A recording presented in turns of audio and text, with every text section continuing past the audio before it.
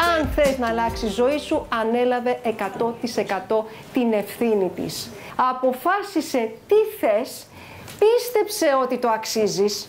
Ναι ρε φίλε, αξίζεις να έχεις τη ζωή που θέλεις, τη σχέση που θέλεις, τη δουλειά που θέλεις, το εισόδημα που θέλεις.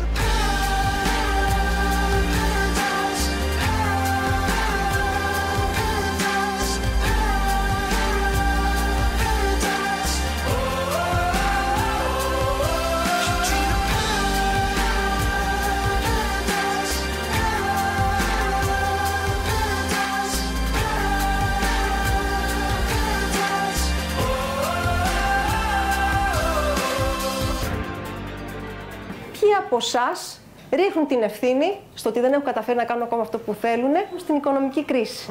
Ποιοι ρίχνουν την ευθύνη στο διευθυντή τους, στον προϊστάμενό τους ή στο συνέτερό τους στη δουλειά. Ποιοι ρίχνουν την ευθύνη στα παιδιά τους με την έννοια ότι έχω να μεγαλώσω οικογένεια. Λυπάμαι που θα σας χαλάσω το άλοθη που λέτε στον εαυτό σας, αλλά ο μεγαλύτερος σαμποτέρ της ζωής σας είστε εσείς.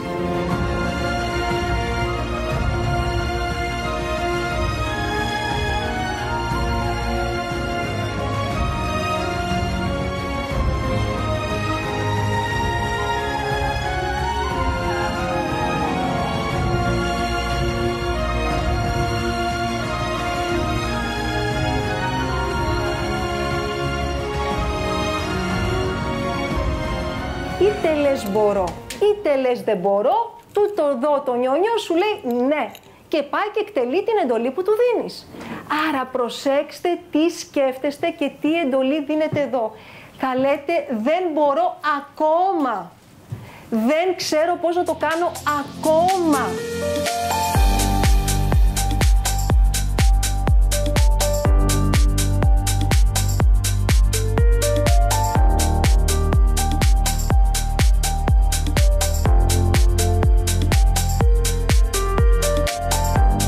Ζήτα αυτό που θες, όχι αυτό που δεν θες. Δεν θέλω χρέη, δεν είναι στόχος. Μην γράψετε αυτό στο χαρτί.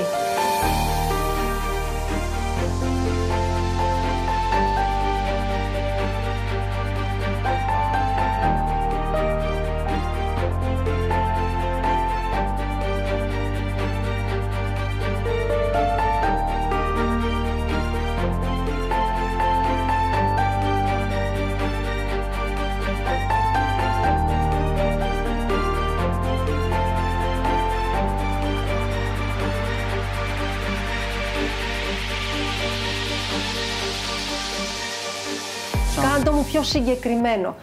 Αν επιλέξεις τις σχέσεις, πες μου κάτι, ένα συγκεκριμένο στόχο για τις σχέσεις. Θες ένα δεσμό, θες έρωτα, θες αγάπη. Έχω όλα αυτά καλά. Τι να κάνω, δεν έχω τίποτα άλλο. Θέλω να διατηρήσω όλα αυτά που έχω. Άρα ζω μια πλούσια ζωή και την απολαμβάνω. Το έλεγα πλούσια, δεν υπάρχει. Πιο πλούσια δηλαδή δεν υπάρχει. Χωρίς φράγκο, αλλά η ζωή είναι πλούσια.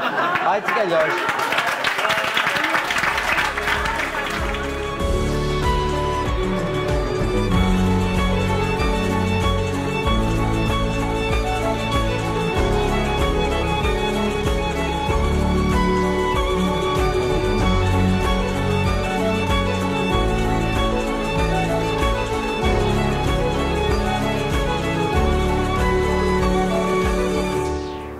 Επιτρέπετε στη λογική και στο τι πιστεύετε εσείς ότι μπορεί να είναι εφικτό να γίνει, να χαλάει το στόχο και το θέλω σας. Η λογική έχει, το λογικό μυαλό, μία μόνο λύση. Το σύμπαν έχει άπειρες.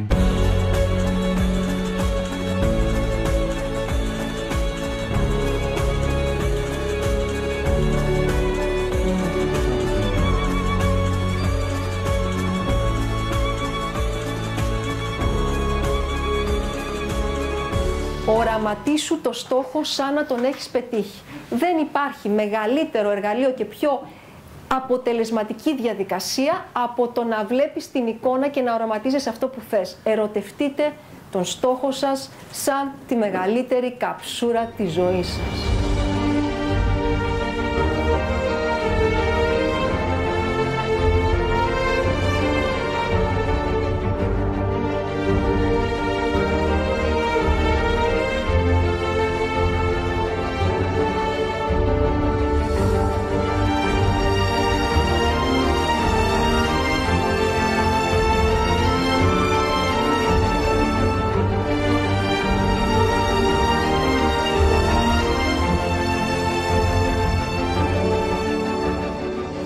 ένας φόβος. Ο φόβος της αλλαγής και ο φόβος της αποτυχίας.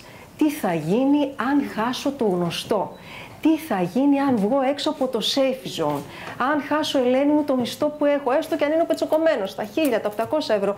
Αν χωρίσω σε τέτοια ηλικία με 2 παιδιά και ας μην είμαι ευτυχισμένη.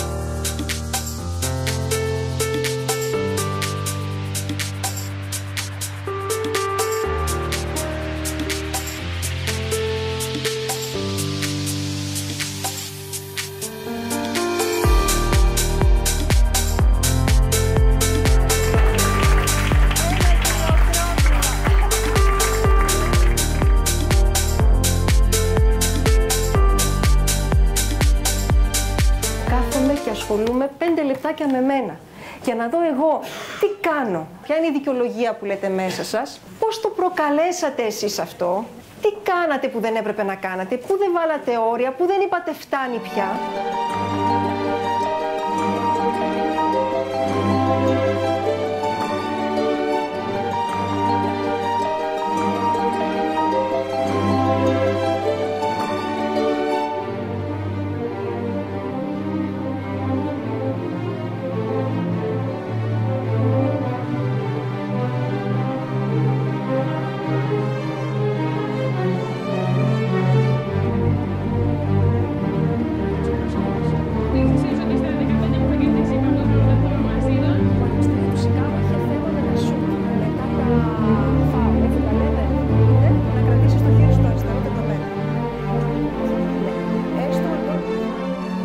Και το κεφάλαιο χτίζεται πρώτα μέσα μας. Νιώθω την αυθονία. Πλούσιος δεν είναι αυτός που έχει περισσότερα, αλλά αυτός που έχει ανάγκη λιγότερα.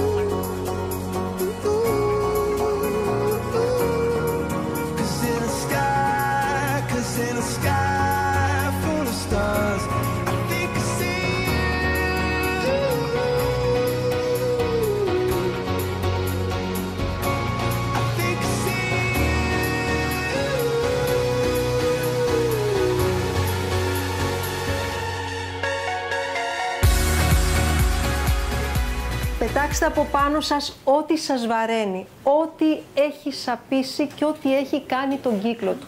Καθαρίστε από θυμούς, συγχωρέστε ανθρώπους που σας έχουν πληγώσει.